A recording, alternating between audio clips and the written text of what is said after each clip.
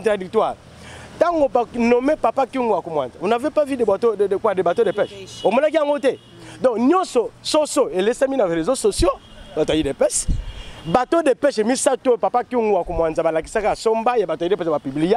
Et Bungi, le long de voyer de pêche, bateau de pêche. Donc, au moment na kati ya mboka oyo tozo kenda ba rumeur, bazo diriger mboka na ba les ondi, bazo diriger mboka na ba sentiment. Or, comment na à la muka batinda ba membre na bango na seni tokende na élection 2023. Tout le monde est en 2023 entre Fayulu na Félix Tshisekedi qui sera encore président dans ce pays parce que oazo loboyo akanisi que non ezalokola ni d'abord bango bazo banga élection bazo kima.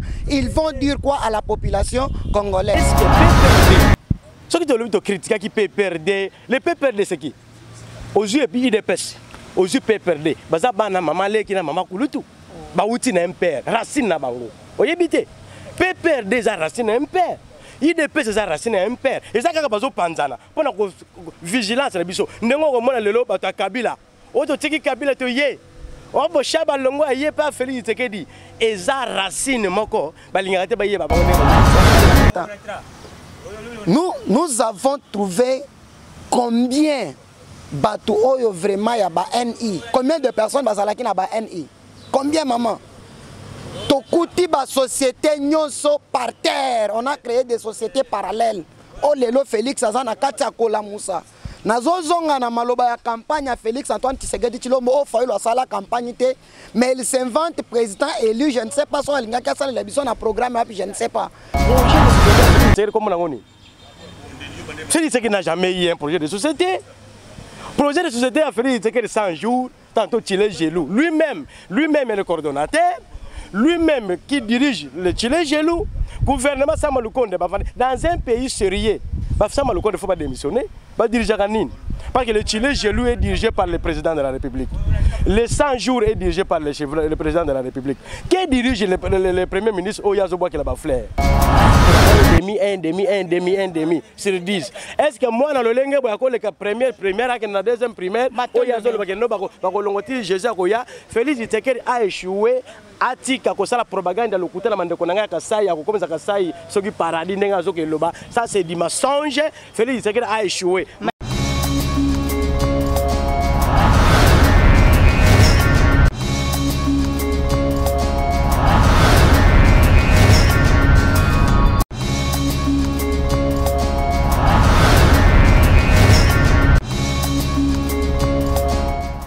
Babu nani na bino nyoso bande konyoso bazuli bakuya kulanda biso lisusu na Vision News Télévision na émission na bino bolinga kamingi masolo ya mboka babu nani partout dans le monde et sengo ezali mingi koyeba ke boza branché na chaîne na bino oyo bolinga kamingi to pesa nzambe matondi pamba tasili kokota biso na mbula ya sika na banzi ezali émission ya yambo ya mbula o 2022 to kutane lisusu na mbula ya sika to pesa matondi pa ya kolo ya we pamba tasili pesa biso pe matokutani lisusu na numéro ya sika ya émission masolo ya mboka o ezalaka bongo présenté na wabino Cadet Muswamba Sugashu la patriote. Alors na émission nanga mokolo mwa lelo to bandi bongo 2022 na ba débat contradictoire ya ba parlementaire lelo to na CNZT kaka ndenge bozo mona donc debout lelo débat contradictoire to na militant ya Lamuka oya benga bongo na kombo ya papa Océan Mulopwe pe tozali lisusu na militant ya IDPS oya benga bongo na Pascalius Wavutu oya pitoko betane to betana bango masolo sur sujet o etali bongo ba festival ya fin de l'année ndenge sili koleka ba promesse ya chef de l'état pe lisusu bilan ya mandat ya chef de l'état depuis Azaki Bokonzi kino lelo mikolo tikali boni asalini évolution ezali wapi recul ezali wapi bokoye bayango na plateau na biso na bandeko o tuzana bango na mokolo mwa lelo gotenzola ntima mobali ya mbiji kotelanga ba invité na ngai lenge na silaki koloba yango bandeko balandi bosili komona ba invité na ngai bongo na kati ya plateau na biso na ngambo ya ngai mobali nazali bongo na ndeko Pascal Luso ya UDPS pe na ngambo na ngai ya mwasi nazali na papa Océan ndeko ya Lamuka bipa wapi tokobeta na bango masolo ya mokolo mwa lelo. Alors to bandana na papa Pascal Luso mbote na yo mbote ndeko Cadet okoki se présenter pa bandeko balandi naza mwana mboka Pascalius Kavulu mwana ya mukolo mabele. Pona nini mwana mukolo mabele? Parce que biso batata na biso nde bazotekela bato mapango. Mususu akozala mwana mukolo lupango ayaki biso nde totekela bango mabele. Président ya parlement de Nyangwe Mushibaz Mupepe. Il dépêche toujours likolo. Viva. Matondo mingi papa Pascalius Kavulo. Alors langa mulanga ya moi si tozana papa Océan mbote na yo papa. Oui, mbote vraiment cadette. Bonne santé. Oui, santé moi bien que mon PPO et grippe aux autres à Kinshasa et beta ibiso. Mais à part ça, nous avons un peu de sur ma casse, nous sommes en bonne santé. Pourquoi se présenter Pepa Bandeko Balangi à Vision? Oh bon, on se présenter parce que tout ça bateau Mukilunyo c'est Yebi to le bela Mboka. Oui. Oh bah Yebi papa Océan, comme on a Océan Moulopoué, Azaï président, premier président. Il y a des résistants, pays initiateur, il y a des parlementaires debout à la Moka, on a vu la Kinshasa. Angonyo surtout bazali ba président, il y a des parlementaires debout. Au côté parlementaire debout, il y a la Mouka. Côté parlementaire debout, il y a IDPS, Nyangwe, Moupepe, ce qui base Moupepe. Alors, Nyangwe Mouché, voilà. Bande Kobalandi, si je n'ai pas il y a mon colombo, le Bela Ming sur le festival, il y a fin de l'année. Yambo était au côté de la Mosino Yango, la bande na yo papa Pascalius. Remarque nous sali na ba fête ya Soukambula oyo par rapport ya ba fête nous tout les kaka na oya Soukambula parce que to côté les gens mbula sika 2021 au moni souki ndenge ni ambiance a fête izala ki ndenge ni non ambiance a fête elle est très bien elle est qui ba fête nyo se uti au salema pourquoi parce que to uti au sala ba fête ba tunyo so bakoti mbula sika sans ba arriéré donc montunyo so toucher mbongo na ye. Et puis, chose grave, il a dit, il a fait Félix Tshisekedi Tshilombo, Tomoni Batomson et Kiti na minute 1 kg sur le marché niveau à Bazandou Bagambe, la place au Tamolaka Mingi, j'ai confirmé de mes propres yeux, à 2500 francs 1 kg. 2500. C'est-à-dire, donc les gens ont bien fêté. Pas comme auparavant, Oyo Bamsusu Bazo fêté bien, Bazo Sepela, Bamsusu Bazali Kolela. Non, fête l'équipe vraiment très bien. À moins que. Musu soit loba elo musu mais onga na moni hein maman fête salemi très bien, tout le monde ont été payés à temps, donc les militaires, les enseignants, les fonctionnaires, tout le monde a été bien payé avec leur collation, donc fête salemi très bien. Zande tondi koleka ndenge tonda parce que bisonga na bando bela na kendaki les premiers que non to kende na kamwa retard wana nazoela mwana eloko ya bona na MLR na komi na zandu elekela kingai.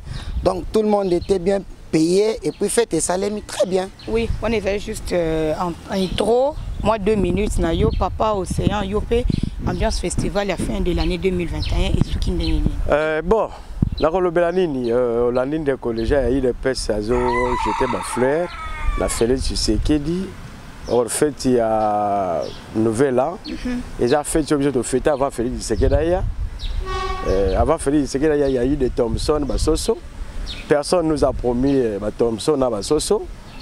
Alors, faites l'équipe bien parce que Kinshasa est malade. Il y a l'équipe bien. Il oublie qu'il y a la propagande dans la télévision qu'il y a coronavirus, c'est Obama, Bandekwa Est, c'est Kufa. Donc, Kinshasa de RDC. Alors faites l'équipe bien parce que quoi est kuna bazo kufa jour d'abord autres préparer ba festival ango il y a eu des morts à l'est du pays puis à son âme na bango bandeko bazo kufa injustement hein n'est-ce pas na bandeko oyo bon bandeko ile pese ba éviter na moi qui jalo na kati so mboka omoni mutso azo bela bo bisaka za malade pour qu'un hôpital mais lorsque mutazo bela bazo lu ba que non muto azo bela te aza en bon état. Donc le Congo est malade, donc tu fais ta kiné, tu fais ta normal. Muto alia ka soso to liaka sa bandakala mbiso to liaka bandakala. Bon, faites l'équipe normal parce que biso muso to za vivant mais ba muso ba kufi. Donc to kolobata que l'équipe bien pour na biso nanga nande ko nangai parce que to za vivant lelo. Mais ça na bato muso ba koma ki tu la fait ba kendaki. Donc l'équipe na ngondenge le kaka totala wetikali.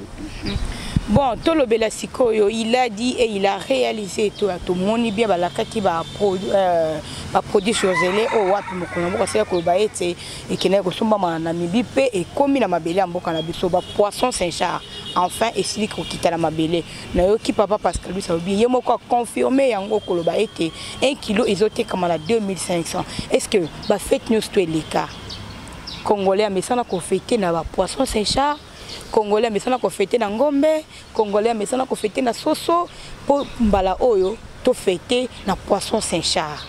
Eza eloko moko ya sikeye kokota na kati ya mboka na biso ou bien to le belango lolenge nini papa Pascal Luis eza eloko mo bomemeli biso ya sikeye to fêter na ba poisson Saint-Charles to bosa na ba misoni ou bien ndenge nini maman nakoki koloba te ke eza eloko sikeye na mboka parce que na ba régime passé oyo nakizaka parmi bato oyo baza la base ya souffrance ya peuple congolais ndeko Martin Fayulu azalaki député national na légitimité nyonso a siéger époque ya Joseph Kabila biso toboya ko siéger bazwa économie nyonso mboka ba pesi ba étranger au moment où nous parlons mwana mboka Félix Antoine Tshisekedi Tshilombo azana kati ya ko relever mboka koya ya Thomson ezali na ndenge moko ya mabete loko leza eloko asika non na monde oyo ata akutrema lelo ebimi kokanisa te ke eza sika olandela eza biloko moko elatami depuis kala mais Thomson ekomaki na Kinshasa eloko moko na koki oloba te donc lelo lobi après demain bozolia Thomson na ndaku ba kuluna ba nani ba kokotelo basalelo eloko mabe mais tu verras moi na mboka Félix Antoine Tshisekedi Tshilombo na gouvernement ya Bawario on a boité la fleur monsieur Sama Lukonde ils se sont décidés ba lobby il faut social et quota na bana mboka la première des choses ba yebisaki bato batekaka déjà ba Thomson ba kitisa prix ba boya ko kitisa c'est pourquoi l'état a qui décision aki asombi mais l'état o lokola biloko ka tumbia bando sala na Lubumbashi te ya osombi oteki mbongo ekoti na poche na yo non gouvernement a sommi aye a tekeli lisusu ba grossiste ba tekeli bato ya ba vivre frais bato ba vivre frais ba tekeli ba consommateur pour que congolais nyonso a se retrouver na rana ye eza loko asikate puis to côté lemela niveau ba Thomson te vous verrez ba cote ya bangulo to benga ka mipanzi ezoya ba soso ezoya maman musala eza ebele Congo place batikela ki biso mboka na ndenge toza na kati ya kokunda libulu oyo batimola ki pendant 50 ans eza na 2 ans oyo toko silisa libulu ana te c'est-à-dire bazela biloko ezoya Congo ekozonga ndenge ezalaki mutuna na ngeza liboye pour la nini kasi bo préférer kaka ba poisson wana eya na moment ya ba fête pourquoi bo parce que non teke non soso eya et après parce que congolais a fait la ba soso pour inte botina na ba soso eya et après poisson eya kolanda bo provisionner na ba poisson eya madame Kadette les rozoloba eza lokola biloko a fête c'est-à-dire après fête Thomson et kozalate non ezotika la continuellement pour du bon. Donc bato bake gouvernement asombi ba grossiste bake basombi kuna baye batekeli bato esili bake lisusu basombi eza lokola promotion te basali juste pour la fin de l'année non ata baso solaire ekoya ekobandaka kotekama donc chaque jour na prix moko ya ata muntu azoteka makasu ata ozo sire ata ozo tonga basapato ozana capacité oke na wenzo sombi 1 kilo na Thomson osombi 2 soso na yo osombi 3 kilo na yo ya mipanzi oke na ndako lambi donc eza biloko moko te to sali lokola bato ba fêter nango non les histoires sont allées acheter pour que social ya peuple congolais balia ba sepela ke tozana mboka na biso et d'ailleurs totelemi wana te monsieur Sama Lukonde alobi lisusu que bakosala effort les Thomson seront produits ici en République démocratique du Congo et ça te ke biloko moko tozo sala lokola tolingi ba voter biso non tozana pouvoir lelo ti mukolo yeso kozonga IDPS là toujours au pouvoir donc tozana kata kosala marambu malembe ça eloko moko te lokola tozo flatter muntu non ezamboka na biso tozo travailler na kata mboka na biso yango yo ki même présentation na ngana lobi naza mwana ya mukolo mabele matondo mingi ndeko papa océan maloba na ngambo na yo tous ont la même question wana pourquoi pour la produit surgelé et y est juste kaka na moment ya ba fête et pourquoi ba préférer kotinda poisson avant que ba soso ya au moment ba yebi que nos congolais a fait kana misuni pourquoi ba soso ya kité ba poisson ya na et puis de quoi confirmer que non poisson yemo kwa sombi 1 kilo na 2500 francs avec bi que non ezalaki likanisa malamu ya confiser na social ya peuple congolais yo Merci maman journaliste. Je crois que vous avez contradictoire et que j'étais ma fleur. Le gouvernement Samalukonde qu'on remercier Samalukonde. Au contraire, il y a Félix Tshisekedi même devant les deux chambres réunies en congrès. C'est-à-dire que j'étais ma fleur dans le gouvernement a été. Alors d'abord le gouvernement a failli et puis à ça la coordination monsieur pouvoir aller dans la musala qui est malamté à Kena Grand Kasai. Oyoka qui est makabazolo ba me bandeko oyo bazo soutenir Félix bandeko na kosenga na bino bandeko ayi de pes aider Félix Tshisekedi ya ko réussir boke bo se tremper les sous na buzoba ya PPRDT boyebi ke PPRDT ngwazaki na pouvoir bata PPRD batika ko comprendre que non Kabila zo mamboka oyebi ngo mama ta cadette et bandeko ba yina yu de pes soi-disant 37 ans pour ngana dutaka na 37 ans na bango l'IDPS n'a jamais été au pouvoir. Je crois bien, monsieur, on ma question, l'IDPS n'a jamais été au pouvoir. C'est-à-dire, on ne peut pas comprendre que Félix Tshisekedi a travaillé. Tant qu'on a travaillé, et si Azo Kendemabe, il y a un président à Azo Kendemabe. Et si Azo Kendemabe, il y a un Azo Kendemabe. Mais on a que j'étais ma fleur, que le bagnon, négativité, pas dans et pas dans le cas positif. Tout est positif. Or, on a un peuple congolais, il n'y a pas un peuple. Mais tant qu'on a affirmé Babylone comme ce soir, on a un peuple qui va sentir que non, il y a un problème dans le niveau IDPS. IDPS, c'est la somme dans le boka. On a tant de pouvoir, yo longwa, on a corrigé. Yo soko longwe, parce que IDPS nous a appris, nous, Kabila c'était un Rwandais. Kabila c'était un incompétent, Kabila c'est qui est au Rwanda. Mais aujourd'hui, l'IDPS est au pouvoir. Mais ça m'étonne des fois. Mais quand on est Congolais, ce sont des partis impérialistes qui travaillent dans l'intérêt de Mindele. Si vous avez un chanchard, maman, vous avez vu quoi Sony. Parce que vous avez vu qu'en République démocratique du Congo, depuis Congo, ils ont le Congo, tout le monde papa Nabiso. Le lenge ambisi ni baliaki na mboka oyo. Le lenge ni ambiso ba papa ba nabiso baliaki. Est-ce que maman autour na ndeko oyo azoloba pour que Congo et vivre et liambisi, il faut que mbisi et loba na Namibie. Biso tozana lac o ba bengi le plus poissonné du monde. Est-ce que que fleuve Congo jusque là mbisi etondi ba peshaka ngote. Tango ndeko azoloba que non social du peuple et ko wuta na Namibie na Bangulu, na Bakode, ça me fait très mal que yo kabandeko baza habilité ya ko diriger Congo, au baza dans ministère agriculture, au ba pêche et élevage, bazo futa mbongo na ministre wana mais lelo ba se focaliser biloko po biso tokolia e uta libanda. Ora bossa que ce sont des formules. Oye ko détruire batouya ba congolais, oye ko détruire peuple ango ya Félix Tshisekedi na ya bango, o bazo le ba kolongoti Jésus-Christ ko ya wana ko tango après. Alors, maman, mbiso yo gouvernement akendai ko somba tunanga iba bimisa combien? Kombongo ebimi 6 millions de dollars. Ba kei ba somba mbisi na Namibie. Oye bisande ko tuna nanu ndeko mutuna. Nombre ba tonne ko e oyo ba sombi parce que mbiso to izoli ewuti Namibie te. Ewuta nango Namibie. Mais oyo gouvernement na bango, oyo ba tina marché, ewuti Namibie te. Ba sombi la société moko ezaka quelque part. Oui, vous m'habitez. Mais croyez-moi, il y a une chambre froide. Il y a un gouvernement dans la commune Moko. Mais je me rappelle, papa. S'il vous plaît, idée qui m'a été gardée, idée naïo. Je me rappelle l'autre fois, plus de 11 000 tonnes.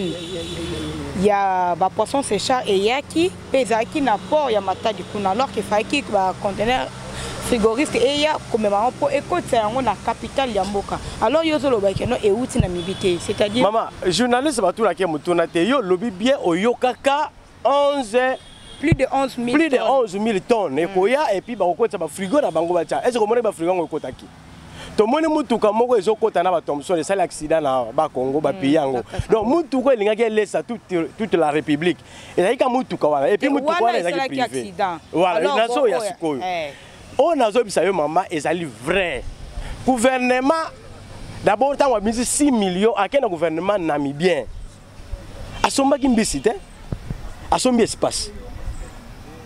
Azu apesi mbongo asombi espace lokola ye na fleuve alobi banda nsele ti komina Gombe esika nde bokolo bambisi ya Thompson nde yango. Il faut gouvernement congolais akene na ba pêcher ne ba lo bambisi. Na valeur ya mbongo bango pesaki pe na valeur ya ba 72 tonnes je crois bien. Tunelanga ndeko to ba tonne ye na Kinshasa oyo ye azokumisa. Il y a combien de tonnes? Pour son information, on a cette information. Mbisio ye lelo. Eza 1120 tonnes. Oye. 1120 tonnes et wuti wapi. Babi misi 1 million de dollars. Ba monique à la veille. D'abord l'hôtel qui na Noël les alakité. Or, na ba chambre frado nyonso ya Kinshasa. Basalaki provision na bango. Yo somona muto atie provision ya biloko na ye. Atika biloko teka biloko na ye. Azo ateka biloko Félix. Soyez sérieux dans ce pays ici. Pays où même temps que ça le débat est Thompson maman. Là où on nous suit dans l'Europe, dans les États-Unis, bazo c'est kabiso. Biso ça le débat est Thompson, biso na bande quoi de pes et ali soni pour namboka oyo. Donc babimisi 1 million de dollars. Oyo nde ba sembi mbisi na société moko à la place. Ba zuba carton ba Thompson ba boaki o ba mama bazo luka kuto bisika ngute mona na gité.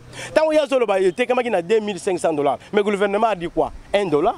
Et c'est 1 dollar équivaut à 2500. 1 dollar le équivaut à 2000 francs congolais. Mais tant que le 2500, ça dit contradictoire. Il y a un gouvernement. Maton de Mingi, gardez souffle. Papa Pascal, le soldat qui répondre. Répondre, mais avant qu'on répondre, pardon, à l'obéloko, la mouka basala qui est grave. Erreur nini.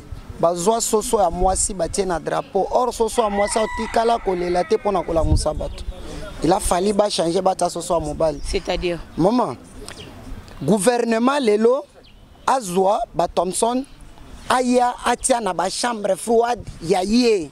Si quoi bandote que là ba dernier consommateur. Maman ako répondre na question na l'air akozwa micro. Ba maman oyo bate kaka na se na zandouane comment ils vont manger? Ba o bazana ba vivre frais comment ils vont vivre? Ba o bazana ba chambre froide ba ko vivre ndenge nini ka auto vivre époque ya Moïse Katumbi na Lubumbashi olia kozwa biloko kote que la batu on a pris à gros batu ana bate que la pe baninga pour que na ligne nyonso muntu se retrouver. Tu verras bango bazui biloko ba eba tiena ba maison communale pour vendre aux consommateurs et par conséquent ba commerçant ba bandolela. Or na minito ngana yeto ebi très bien que ba investisseur na ba secteur nyonso na ba ye na Congo te.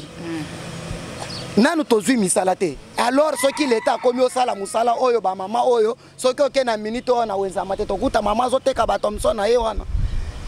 Moi carton na ye moko moi deux cartons ngana na congélateur na ndako te. Na ko kende kuna na sombi moi kilo na ngana lami lobi na lelo ko mususu après quelques jours na sombi lisusu Thompson. Wana eza ba faux débat na ko sala ngote. Eloko amibale azolo ba gouvernement atie $1 ngana lobi 2500. Mais maman 1 dollar eza wapi 2500 eza wapi? Est-ce que yoko kende na chambre froide? Ok pour somba 1 kilo na chambre froide oyebo na zana 2000 francs telanga 1 kilo Thompson. Et c'est la kate. Ba tu as chambre froide bazote kande 1 kilo na valeur ya $1. L'air yo muntozo somba 1 gram, 2 gram, 3 gram carton na yo moko. Kota na mesa muke na wenzo te tu vas vendre combien? Au foutu transport, il faut yo pe o bénéfice na kati. Ngo na lobby na prix oyo na marché o muntu ko kende. So za na congélateur. Ake na chambre froide na ba limité a. O sombi carton na yo eza 32 kilos na kati équivalent à $32. Au sombi ok otena ndako komi kolia. Merci beaucoup. Hein, maman. Je tiens à vous rappeler que notre social débat, il y a poisson, il débat social, il y a peuple congolais. Allons-y comprendre que notre social, le peuple congolais est stable. Si la population congolaise est la poisson, alors que non, tout ça dans le fleuve le plus poissonné il y a monde. Ndé tout le bela, natina ba poisson yaki pour juste répondre à la malobano que notre tout ça le débat, le ba poisson c'est charme. Notre ça débat na social il y a peuple congolais. Papa Pascal Luce na songe pa na yo. Boyebi bien que nos fleuves Congo na biso ezana ba mbisi ya kotanga kututi. Alors que dans la mibikuna ba tekeli ministre ya économie pêche et élevage ba tekeli place pour que aille de pêcher. Au moins que tout ça la moisson numéro boy. Pour contredire papa. Maman cadet toi na information ezala kaka que pas battu à la muka. mais na chaîne nationale oyo Etienne Tshisekedi wa Mulumba va kufa ebisa biso bo bandolanda ka RTNC. Résultat IDPS awimaka na RTNC ba confirma ki balobi bake kosoma 27 000 tonnes ya Thomson. Wana nde information nga na yebi. Basombi pona nini? Maman. Lelo oyo soki oloni masango. Est-ce que Rolia Massangwana après 2 jours bien les mêmes jours? Je dis non. Il faut exoitant. Félix a des méga projets pour la République démocratique du Congo. Yemoko loba Congo pour ambition. Mais ti en attendant tous les to bandaka kosa la pêche pas na biso. Parce que contribution ya liwa ya moka, y compris batunyon so ba cadre nyon so la muka. Mais bola kaka biso ba bateau. Maman, j'évolue. Oui, évolue. J'évolue. Bateau de pêche oyebite que RDC na époque ya Kabila tokota ki na embargo ya bateau de pêche. Ya Masasi, ya Minduki, ti lelo même denge tozo bundana estwana tokenda kosomba Masasi. Est-ce que vous n'êtes pas au courant? Olandi maman, nanu tosombi bateau de pêche te, mais en attendant, toza na procédure tosomba, toza na budget à combien? Taxe ka taxe muke oyaram. Payer seulement $7 pour Moula Mobimba. Tozo boya tozo kokate et puis tozo kende chaque jour tosomba ka méga na ba minute contribuer seulement au développement mbo. Bazo tele melango ke non ram to futa te boye maman. Toza na budget à combien? Ti toko mati biloko na nyonso. Mbongo eke kosomba ba Fachi abimaki ce n'est même pas 1 milliard. Mbongo ane komaki même pas milliard. Fachi abando bimana mboka ezalaki pona kofuta nyongwa misute. Mais Félix Antoine Tshisekedi Tshilombo abimaki na mboka pour que tout se retrouve na mboka oyo. Attendons-nous 2022 changement munene kozala ba investisseurs bazoya ba déjà ba na ba secteur mususu déjà baza awo. Ba sololaki déjà il suffit kaka ba régulariser makambo amike ba mais en attendant na biso okolo na lelo masangu odamel lelo te.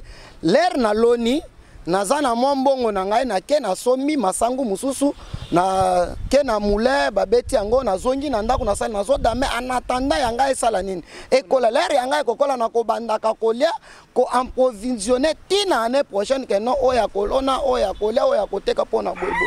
Donc tozi pouvoir nan to silisi même pas mandat ya liboso. Et puis place to kutela kimboka kolongola système Kabili. Oyo la muka na kati catholique azalaki na kati fayulu nani ba musique tout le monde était inclus à l'intérieur. Union sacrée. Maman, union sacrée ezali pona mwana mboka nyonso. Mutu nyonso lelo kolanda na Kasai. Na province ya Kasai, Evariste Bochab au cadre ya PPRD. Akenda kuna ko sala sensibilisation pour koyamba mokonzi ya mboka. C'est-à-dire tolongoli ba kabiliste te, il y avait un système kabili. Omoni batuler baza soudé boye. Okomi olongola bango boye, soki bakomi boye, mwa bazonga boye basolola basala likopa pona koboma mboka ezate mutonso akomi obanga na kana e. Alors il faut na bongisa. Ko bongisa na nde omoni bazoya. Donc union sacrée za lokola ndenge tozala ki FCC KHT. Union sacrée c'est la vision du chef de l'État. Oye o s'aligner. Que mboke lingi boye. Eza makambo nyonso wana oyo ozomona ezosalema wana te. Matondo mingi papa océan.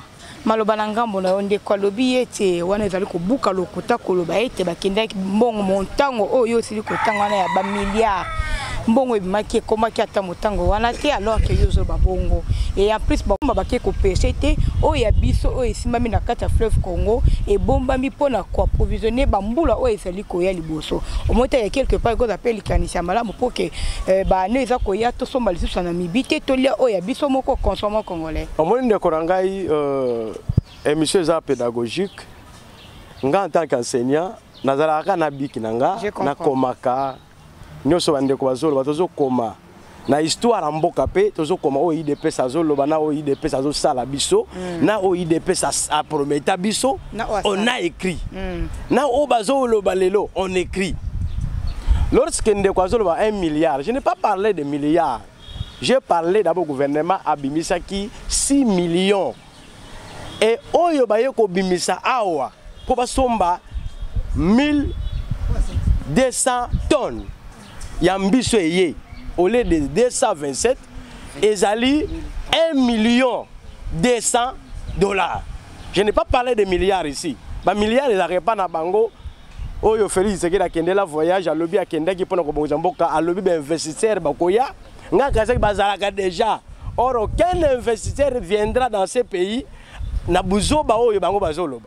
Parce que na rappelaka bango un investisseur ayaka na mboka oyo bako oyo baza na parti politique oyo eza na présidence basimbi machette. N'est-ce pas? Basimbi machette, basimbi bambeli, bato bazoleka. Ces partis politiques wana ekosimbaka te investisseur akoya. Alors, sikoyo eloko ndeko lobby eza nini? Madame, tokoya koko sa peuple te na baye bazoleka, bazolanda biso pour le moment. Voilà, je crois bien que ndeko répondre après cette réponse parce que na bandai ko lobake bandeko pe perdre tango bazaki na pouvoir na Joseph Kabila. Tozo bisa bango na bango bandeko ya bazaki na opposition, soit disant opposition ya IDPS. IDPS zo loba pe perdre bozo bo mamboka. Pe perdre le bitika. Biso zo bo mamboka te parce que bazaki na manchoir. Le lo IDPS il fallait servir biso na leçon moko bien na mboka o. Ça je vous dis. Moi tant que dans autres la IDPS, moi je ne je suis étonné ngate, c'est un parti impérialiste. On est impérialiste. Tous les socialistes sont impérialistes. Impérialiste bazaka au service ya bato. Impérialiste c'est quand ceux qui les bomna bango etondi. Il y a des gens qui ont un problème. Mais un socialiste a un apport à peuple. Alors, toko comme moi, Thomson, Thomson, c'est quoi dans ces pays? Nous avons des lacs les plus poissonnés du monde dans ces pays. Nous avons notre fleuve Congo. Mais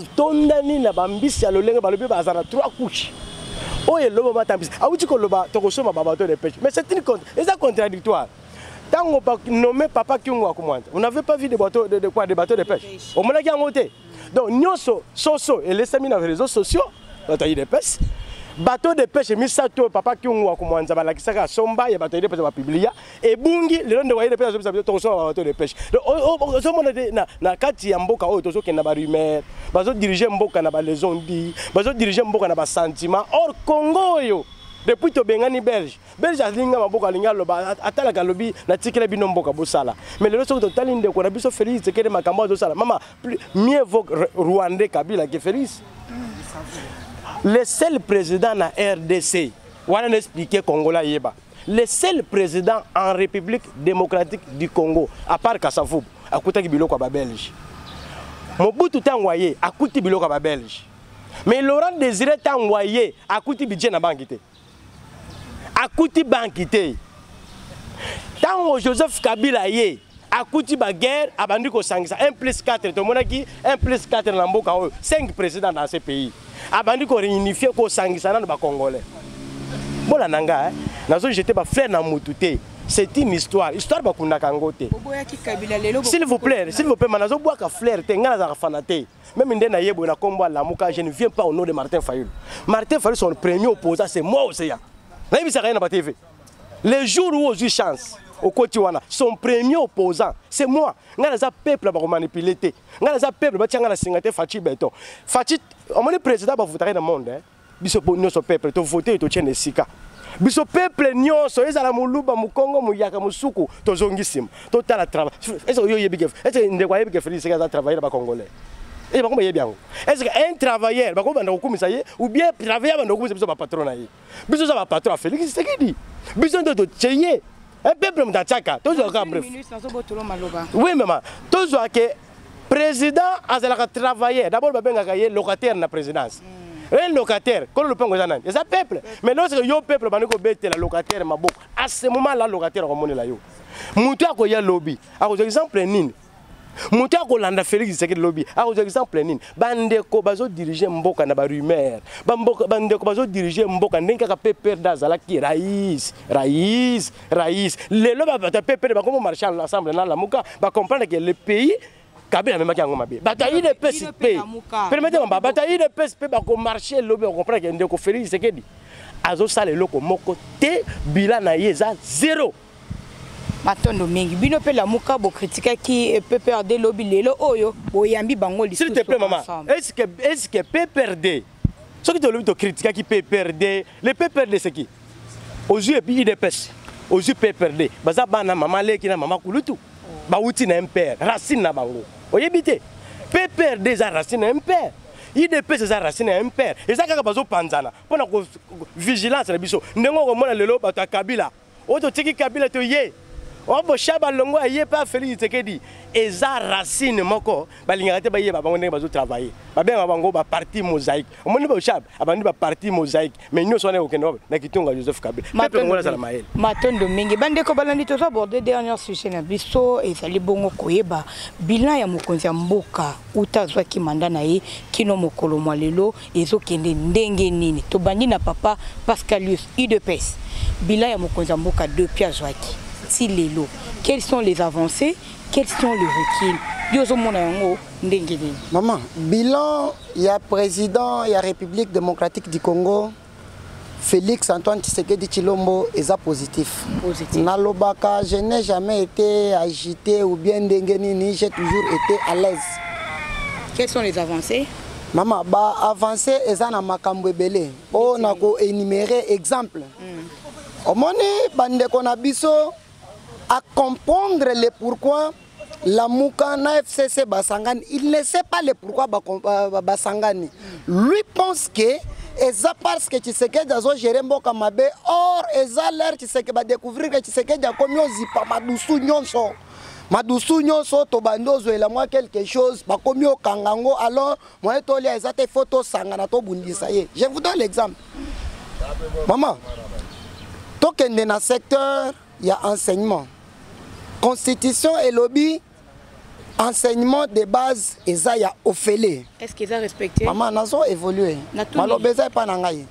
Nous avons fait ce bilan chef de l'État. Nous avons dit dans le secteur à Liboso, il y a enseignement. Ok.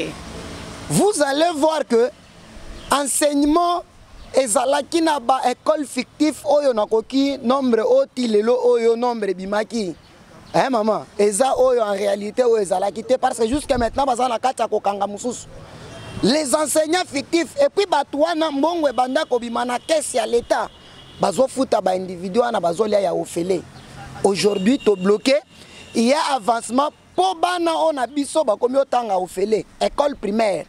Balinga ki batango jusqu'au niveau ya deuxième CO mais ba c'est ya deuxième CO ba kanisi ke non balingi ba kan ba zongisa bango ba koma lokola enseignant à primaire parce qu'à partir déjà première CO selon le règlement na mibeko il faut à la monto au sala ISP tandis que première primaire jusqu'à 6e primaire ceux qui ont eu diplôme d'état au pensa ya humanité au retour tant sa place confusion salemi balobino tozonga na constitution mais tina ndenge banda ki komata ezala ki te que non na volonté n'importe qui qu'il soit mais ezala ki volonté mo konzamba ke bana batanga ofele mais bato batelemele liboso eza bato mibale.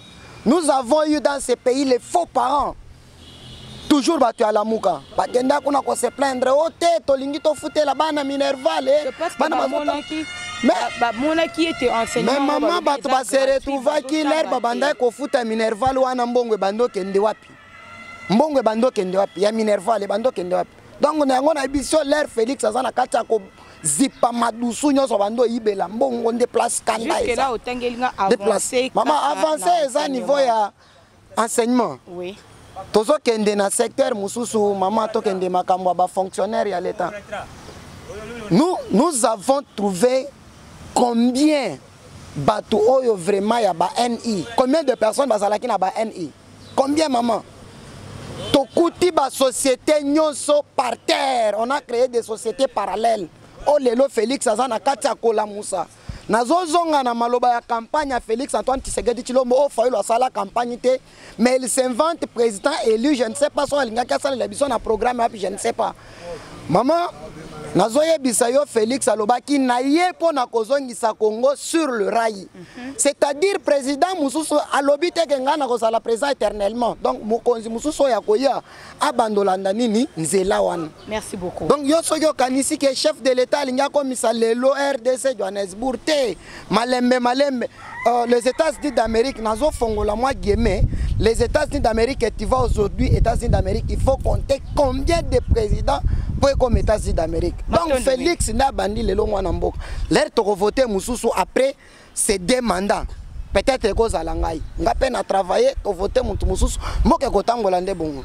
Matondo mingi ndeko. Papa océan maloba ipai na yo. Quels sont nini bilan oyo moni pas ya bilan chef de l'état et ça nini évaluation na yo ekoko zala nini pona bilan ya mokonzi mboka. Merci mon mboka, je crois que oyo ki ndenga zo beta monoko na ba évaluation na ye azopesi yo vraiment ba nani moko ya malonga te parce que amoni doute azana doute ya kopesa ngo parce que ye moko Félix a tiré le kopesa ngo te devant les deux chambres réunies en congrès, je le répète, à lobby il y a échec na kosala coordination na créer des coordinations mususu.